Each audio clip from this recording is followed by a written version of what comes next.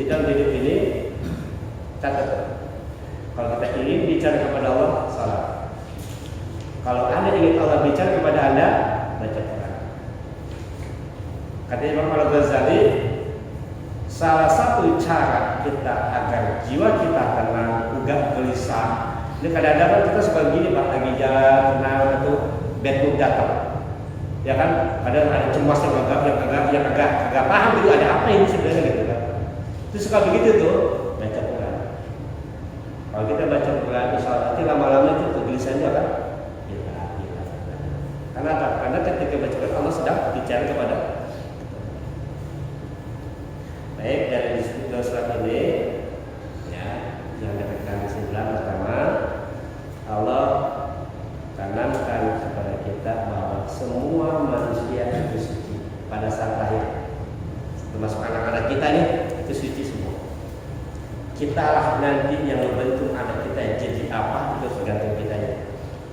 Orang tua yang menyebabkan anak itu menjadi muslim, kafir, jadi insinyur, jadi agamis, jadi apapun tergantung orang tuanya.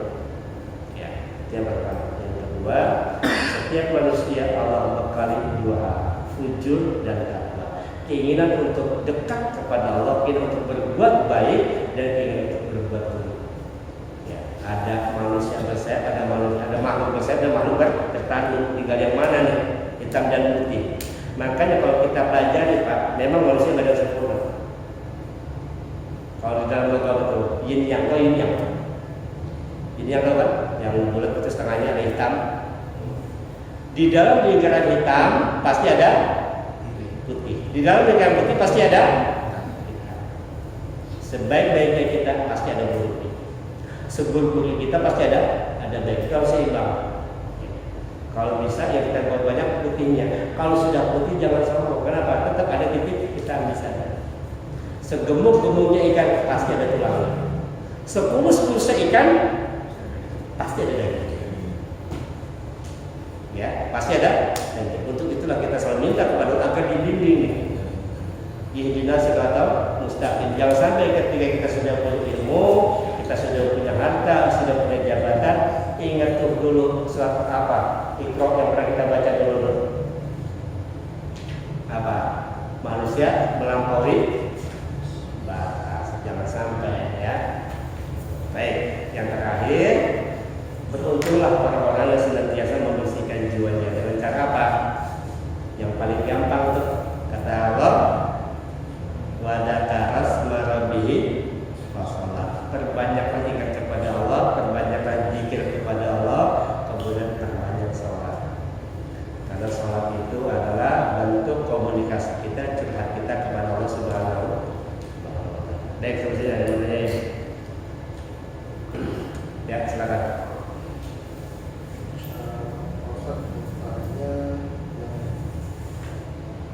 Ketika dikatakan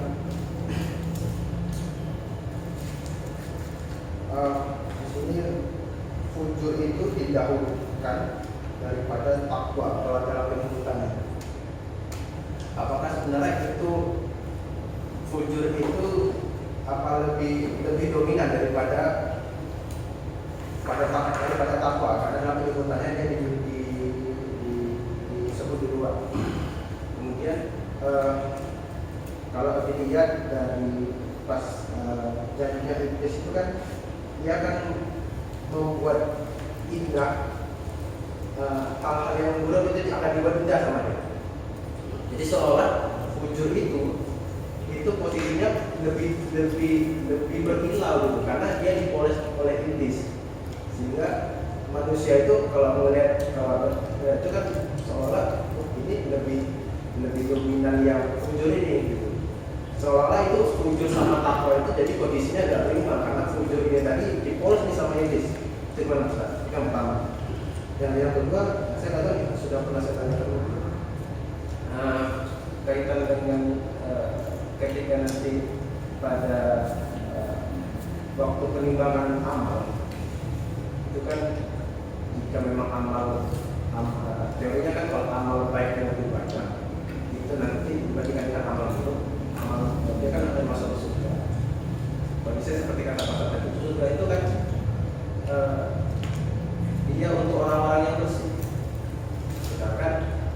ditimbang amal itu kan pasti ada amal baik sama amal buruknya. Amal baik yang lebih tinggi bukan berarti amal buruknya nggak ada. Itu apakah sebenarnya Muslim itu bakal masuk neraka dulu nih semuanya? Kondisi itu karena kan harus dibersih dulu nih. Karena kan ayat yang mengatakan setiap kejahatan itu walaupun sekecil zarah pun itu akan dibalas. Gitu. Tapi juga ada ayat yang mengatakan hapuslah perbuatan buruk dengan perbuatan baik, seolah-olah ada amal buruk yang bisa dihapuskan nih. Sedangkan setiap yang tadi itu mengatakan bahwa amal itu seberapapun kecilnya itu akan dibalas. Itu gimana cara menanggapinya? Ayatnya adalah wa nafsi wa ma sawaha fahamaha fujuraha wa taqwa. Di sini menggunakan kata nafsu. Allah berkata dalam Al-Quran, innan nafsa la'ammaratun bisu. Sesungguhnya nafsu, jiwa, nafsu itu la'ammaratun. Di sini Allah menggunakan kata ammarah. Ammarah itu berarti ini sesuatu yang berulang. Kalau cuma sekali cukup amr. Sama dengan kata dajjal. Asal kata dajjal itu sekali bohong itu dajjal. Tapi kalau dajjal berulang-ulang bohong. Nah, ayat telah mengatakan la'ammarah, senantiasa selalu memerintahkan bisu dan jelek-jelek. Sesungguhnya jiwa itu, nafsu itu senantiasa selalu yang jelek-jelek. Makanya kata fujur ditaruh di depan. Setiap manusia maunya kan enak-enak aja, Pak. Sholat, subuh malam, jawab itu nafsu begitu. Kalau ada yang susah, kalau ada yang mudah, nafsu begitu tuh kadang-kadang. Makanya Allah katakan fujur di awal. Ulama mengatakan begitu. Ada mengatakan kenapa dikatakan di awal? Karena memang nafsu itu senantiasa mendorong kepada keburukan. Tapi tetap, makanya nafsu itu macam-macam. Ada nafsu amarah, ada nafsu lawamah, ada nafsu bahimah, ada nafsu mutmainah.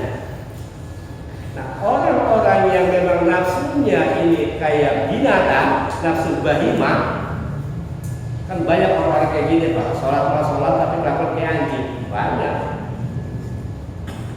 Bongong, kasih tulang diam, kan itu kan? Ngoceh, disokok diam. Karena nggak bagian jatah, ngoceh. Bagian jatah, diam. Itu mental nafsu.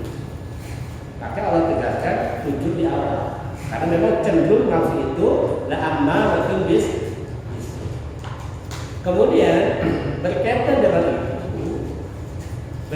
surga, apakah semua orang harus masuk neraka dulu? Karena pada faktanya semua manusia itu berbuat dosa. Hanya satu makhluk Allah yang tidak berbuat dosa dijaga oleh Allah masuk, yaitu Nabi Muhammad. Ya kan? Berarti semua masuk dosa dong. Karena semuanya amal itu akan dibalas.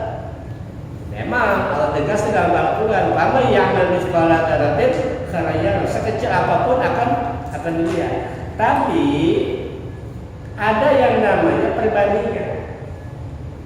Rasulullah katakan, "Wa bi sayyi'atil hasanat tamhuha."